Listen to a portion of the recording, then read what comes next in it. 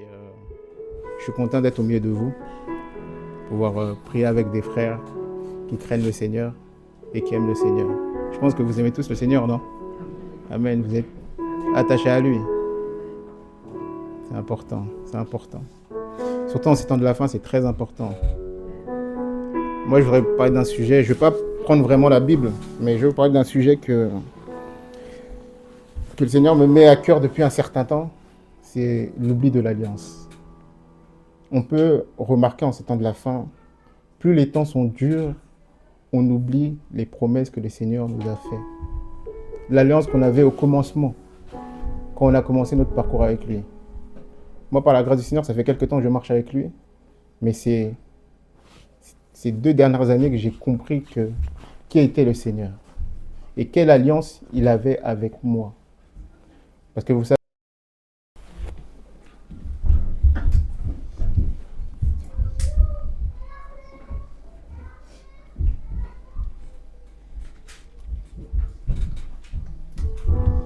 en fait, le Seigneur vient parler à Abraham et le Seigneur dit à Abraham, Abraham, n'aie pas peur, moi je suis ton bouclier et ta grande récompense.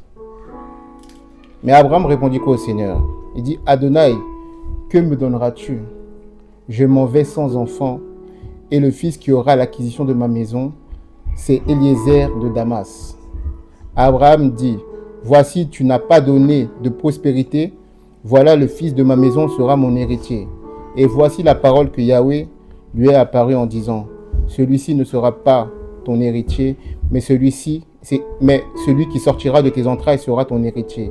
Il le fit sortir alors dehors et il lui dit, s'il te plaît, regarde vers le ciel, les cieux, et compte les étoiles. Si tu peux les compter, il lui dit, ainsi deviendra ta prospérité. Il crut en Yahweh, qui les compta comme justice. Abraham avait oublié la promesse que Yahweh lui avait faite, parce qu'il avait parlé déjà dans les versets avant, et il avait parlé de la promesse qu'il le bénira, que sa prospérité sera grande. Mais arrivé à un moment de sa vie, Abraham a oublié cette chose-là. Il a oublié que le Seigneur lui avait fait des promesses. Ces promesses qui étaient liées à une alliance qu'il avait avec lui. Et souvent dans notre parcours, dans notre marche chrétienne, quand l'épreuve arrive, on oublie cette alliance. On oublie ces promesses d'être avec lui en haut, de demeurer avec lui pour l'éternité. Une des plus grandes promesses que le Seigneur nous a faites dans notre parcours ici-bas. La maladie, tout, les épreuves par rapport à l'école, les épreuves par rapport à la vie, ne doivent pas nous détourner du chemin pour lequel le Seigneur a fait alliance avec nous. Il nous a tirés d'un endroit, d'un lieu, je ne sais pas de où il nous a tirés. Il nous a tirés peut-être des endroits un peu bizarres pour nous donner une identité. Il s'est greffé à nous pour nous donner une identité. Mes frères et sœurs, tenons ferme. Gardons cette alliance. Gardons cette alliance. Moi, je vais témoigner un peu par rapport à ma vie. Ces 2 dernières années, j'ai eu un parcours assez difficile.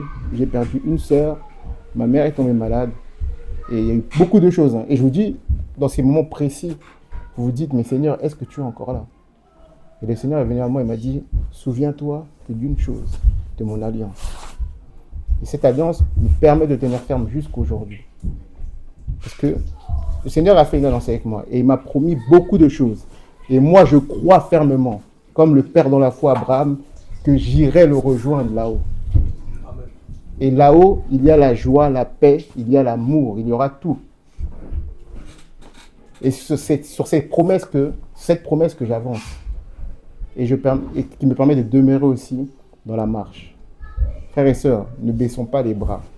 Les temps sont difficiles, mais nous avons un Elohim puissant.